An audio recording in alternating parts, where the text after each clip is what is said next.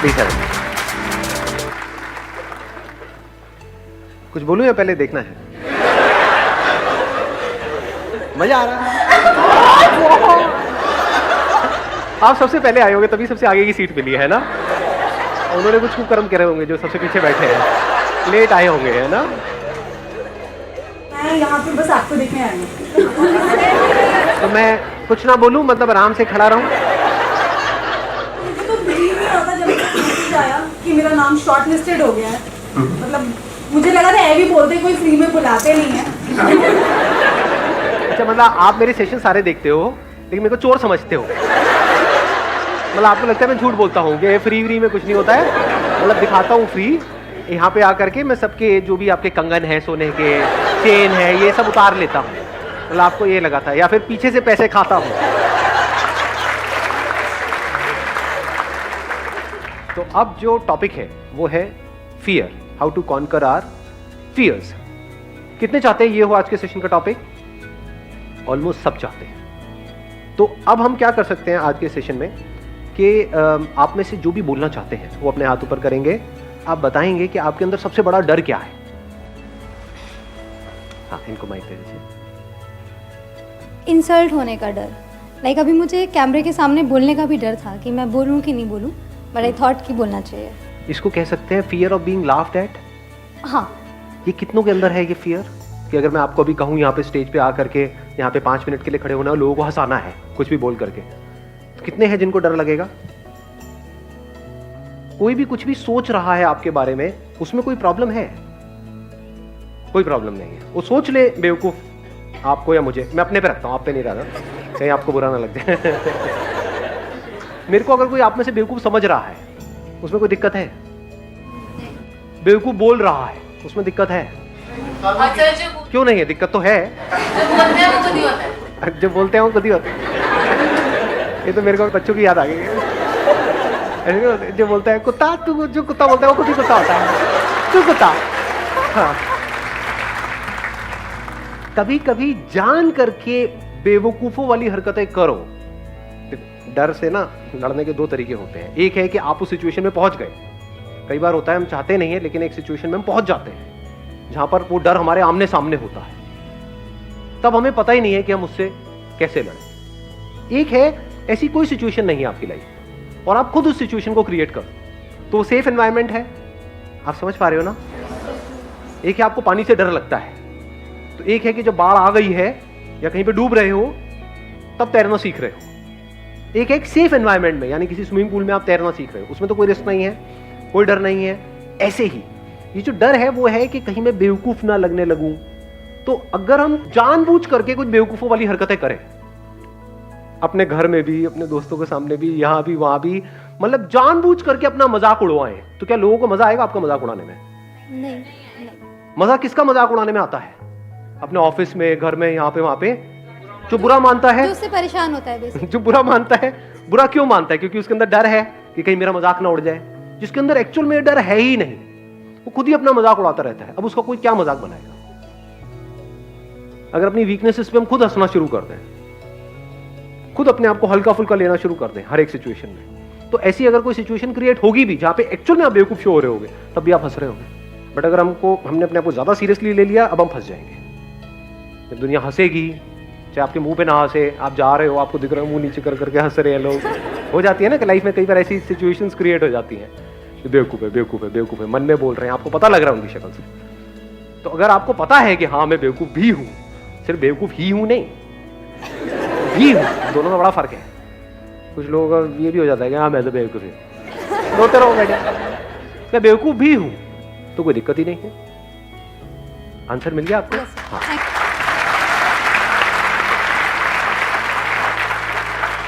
तो प्रैक्टिकली आप कुछ ऐसा करना चाहते हैं यहाँ पे स्टेज पे आकर?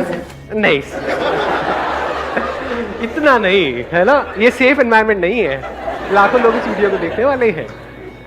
बिल्कुल ठीक। अब देखो, अभी इन्होंने कहा नहीं, तो क्या ये सही डिसीजन है, गलत डिसीजन है? बिल्कुल सही, क्योंकि डर को एक झटके में कॉन्कर नहीं किया जाता है। ये नहीं कि मुझे तैरने से डर लगता है तो मैं सीधा जाकर के समुद्र में तैरूंगा। इसको हम करेज समझते हैं, बट ये करेज नहीं, बेवकूफी होती है बहुत बार। कि अगर डर है तो धीरे धीरे कॉन्कर करो, धीरे धीरे। Hi sir, my name is Chirag. I went to New Zealand for studies. तो वहाँ से क्या हुआ कि 1.5 महीने तक मुझे कोई जॉब नहीं मिली। अब I am planning again to go to Canada, but मेरे को ये डर है कि अगर मैं दोबारा कोशिश करूँगा तो फिर से फेल ना हो जाऊँ, because a lot of money was involved. Fear of failure, इसको और अगर स्पेसिफिक किया जाए, fear of financial failure. Financial failures. Past में आपने कुछ ऐसा किया जहाँ पे आपको फाइनेंशियल लॉस हुआ, अब आपके अंदर डर है कि मैं दोबारा उस काम को करूँ या ना करूँ। ये डर हमारे अंदर होना चाहिए, नहीं होना चाहिए? कितने कहते हैं नहीं होना चाहिए? 3-4 लोग। कितने कहते हैं डर होना चाहिए हमारे अंदर? ये होना चाहिए, because money is like your life line. 2 तरह के फियर्स होते हैं, इसको ध्यान से समझ लेना। एक है साइकोलॉजिकल, एक है फिजिकल। पहले इन दोनों को अलग अलग करके हमको समझना होगा। साइकोलॉजिकल क्या है? लोग हंसेंगे तो, लोग मेरे को बेवकूफ बोलेंगे तो, ये सब क्या है? Psychological fears.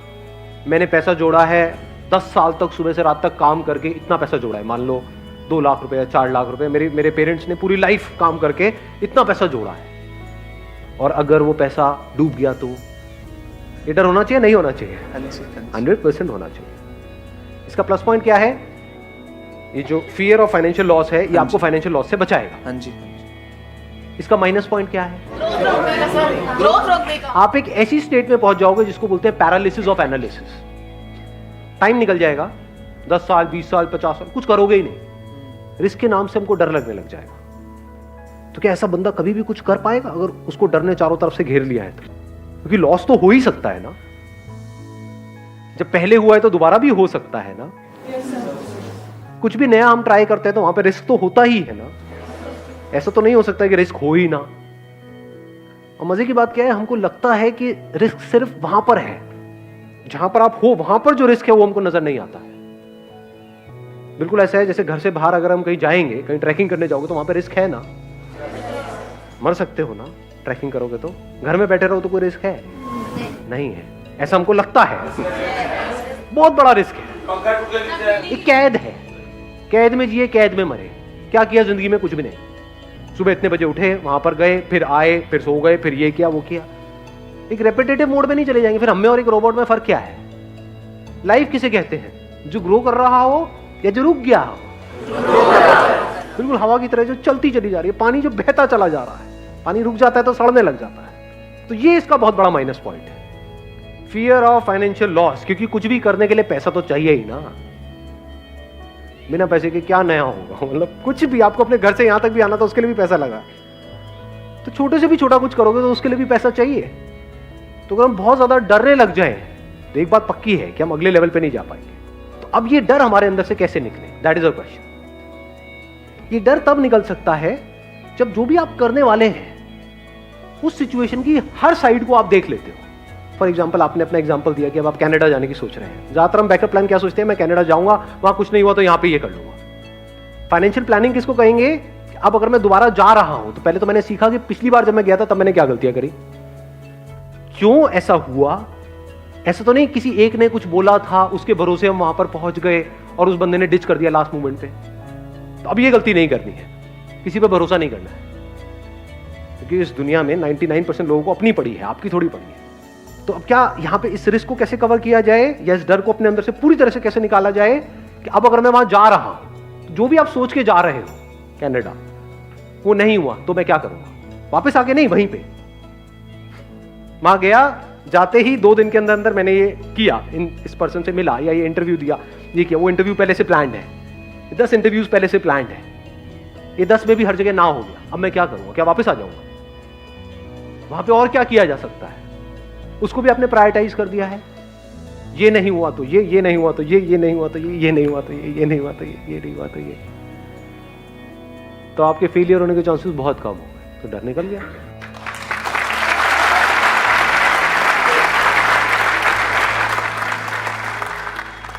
एक टॉपिक जो आपने आज तक बताया नहीं। हाँ, इन पर माइक दे दो।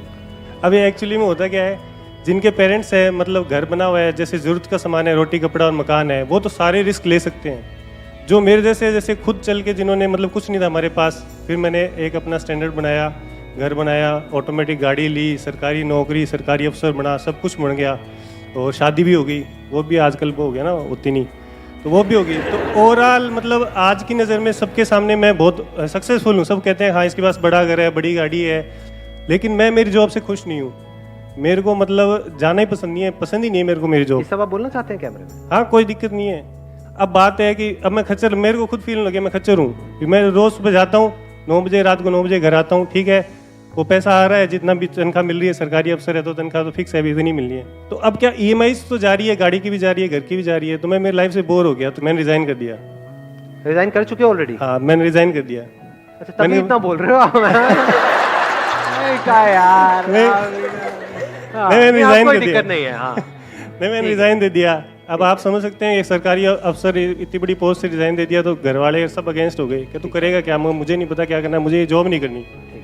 मेरे को 1 साल हो गया और अब मेरी हालत हो गई खराब क्योंकि वो जो EMI जा रही है वो तो जा रही है, जाहिर है। अब मैं ये कहना चाहता हूँ कि जो अपने सपने हैं, जैसे मेरे को कुछ बड़ा करना है लेकिन वो घर वालों को तो नहीं करना, तो डर ये है कि अब मेरे सपनों के लिए फैमिली के सपने दांव पे लगाए या ना लगाए। सबसे पहले तो let's give a big hand for him.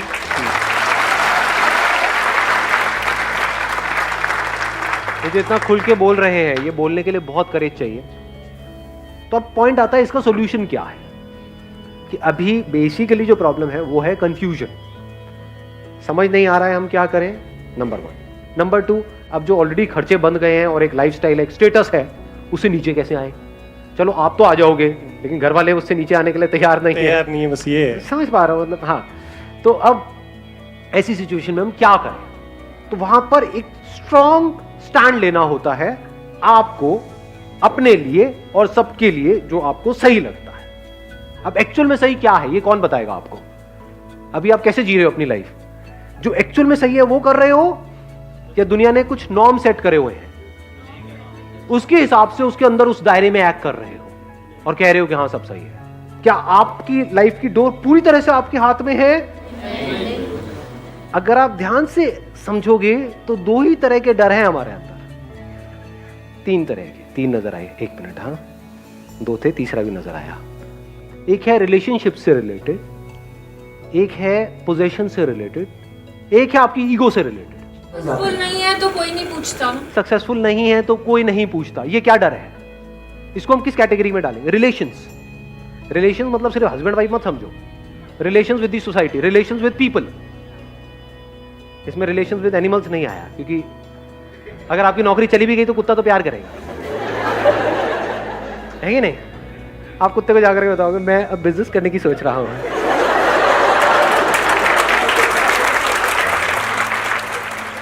लेकिन अगर किसी और रिलेशन में किसी को बताया तो वो क्या करेंगे? They will not act out of love. उनको आपकी थोड़ी पड़ी है कि आप अंदर ही अंदर फ्रस्ट्रेट हो रहे हो। They will act out of fear. Love में फियर में फर्क देख पा रहे हो? लव हमको आजाद करता है, फियर हमको छोटा बनाता है, सेल्फिश बनाता है। तो अब इसमें क्या करना है कि अगर they are all acting out of fears, तो पहले आपको फियरलेस होना है, तब देयर इज अ पॉसिबिलिटी कि आपके आसपास में जो लोग हैं वो फियरलेस हो सकते हैं। ये जो फियर्स हैं, अगर इसको हम एक एक करके फटाफट से देखें, फियर रिलेटेड टू पोजेशंस, चीजों का डर, चीजों को चले जाने का डर। ये डर कैसे निकलेगा? बिना चीजों के जी के देख लो, 10 दिन 15 दिन।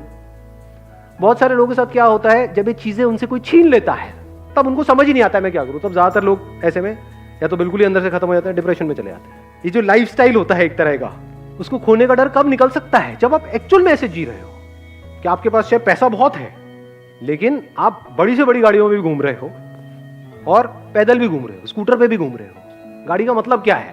चाहे छोटी हो चाहे बड़ी हो, कहीं पहुंचने के लिए है ना। गाड़ी का और एक्चुअल में रोल क्या है?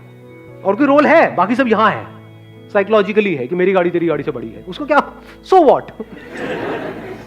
मतलब अपनी सेटिस्फैक्शन आप ढूंढ रहे हो औरों की आंखों में, उनको जला करके आपको सेटिस्फैक्शन मिल रही है।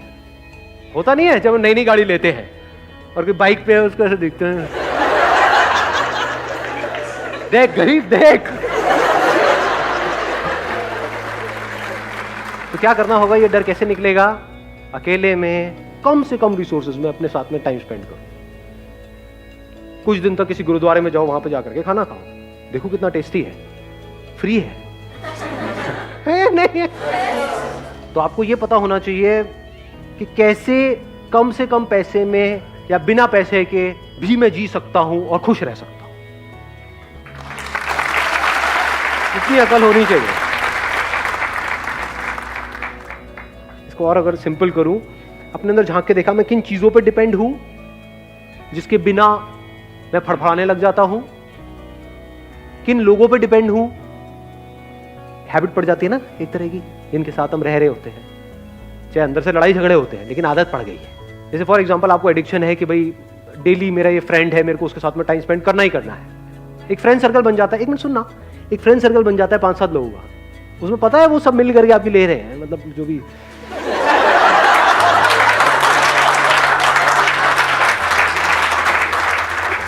मतलब है, आपका मजाक उड़ा रहे हैं। हाँ, मतलब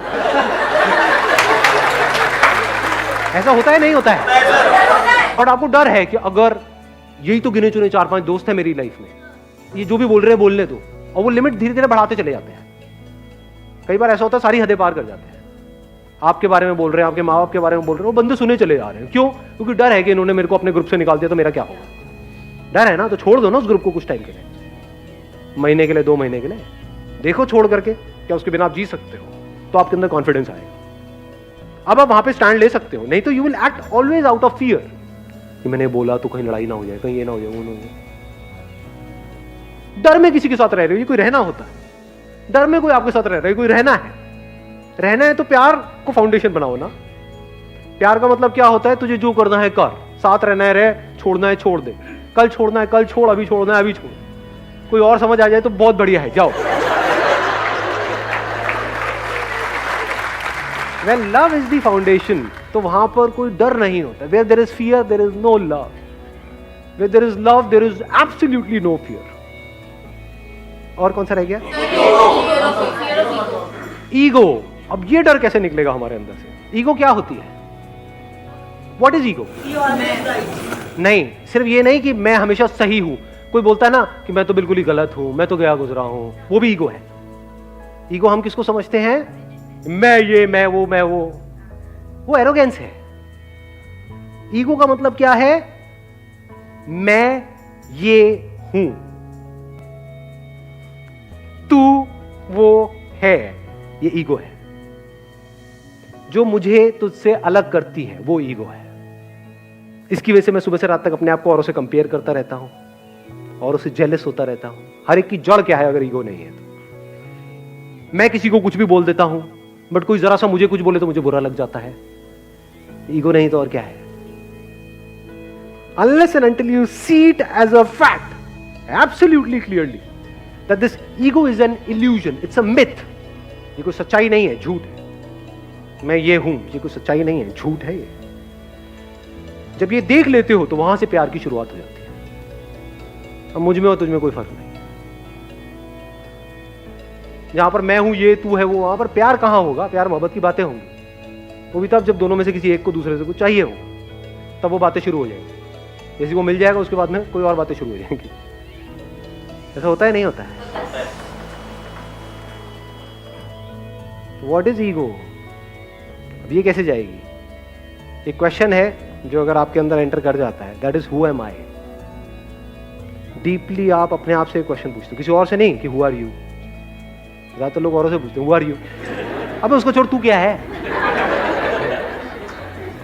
ना जी। आपके लड़ाई झगड़े बिल्कुल बंद हो जाएंगे, किसी से हो ही नहीं सकते। सारे लड़ाई झगड़ों की जड़ क्या है? ईगो। ईगो कैसे डिसॉल्व हो जाती है पूरी तरह से? जब आप इस सच को देख लेते हो कि मुझ में, तुझ में, इसमें, उसमें कहीं कोई फर्क है ही नहीं। ये सच है। अपने आप को आप, एक पेड़ आपको दिख रहा होता है, उससे अलग समझ रहे होते हो, जबकि आपको इतना सा समझ नहीं आ रहा है रियलिटी के बेस पे कि अगर वो पेड़ आपको ऑक्सीजन नहीं देगा तो आप सांस कैसे लोगे? तो क्या आप और वो कनेक्टेड नहीं हो एक दूसरे से? क्या उससे अलग होकर के आपकी कोई औकात है? आप क्या हो उसके बिना? इस सच को हम देख सकते हैं? नहीं देख सकते हैं। ये जो मैं है ना, मैं, ये ईगो है। मैं ये, मैं वो। अब आप चाहे मैं को ऊपर उठाओ चाहे नीचे गिराओ, दोनों ईगो है।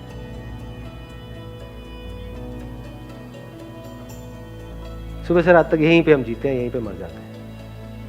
इससे जब आप बाहर निकलते हो तब आपको कुछ नजर आने लग जाता है। तब एक नई दुनिया का रास्ता आपके लिए खुल जाता है जो इस दुनिया से बिल्कुल अलग है। वहां पर मैं और तू कहीं पर भी नहीं है। जैसे फॉर एग्जाम्पल, मैं एक छोटा सा एग्जाम्पल दूंगा, I am not too sure आप कैसे देखोगे। कभी प्रैक्टिकली 20 मिनट के लिए, आधा घंटे के लिए बैठ करके यहाँ पे इस पे ध्यान लगाना, तो आपको समझ आएगा क्या है। ये जो 2 उंगलियां है ना, ये अलग अलग है, ये अलग है, ये अलग है, बिल्कुल इस तरह से जैसे आपकी बॉडी और ये बॉडी अलग अलग है। तो जैसे ही इसको हम जोड़ते हैं तो कुछ देर बाद ये एक हो जाती है। यहाँ पे एनर्जी आपको फील होगी, फिर धीरे धीरे वो एनर्जी इतनी तेजी से फ्लो करने लग जाएगी कि उंगलियां फील होनी आपको बंद हो जाएगी। You will not be able to feel your fingers, there be only energy. वो यहां है या वहां है आपको ये तक पता नहीं होगा, यहां वहां गायब हो जाएगा, सिर्फ एनर्जी रह जाएगी। ये सिंबल है ये बताने का कि सब जुड़ा पड़ा है, सब एक है।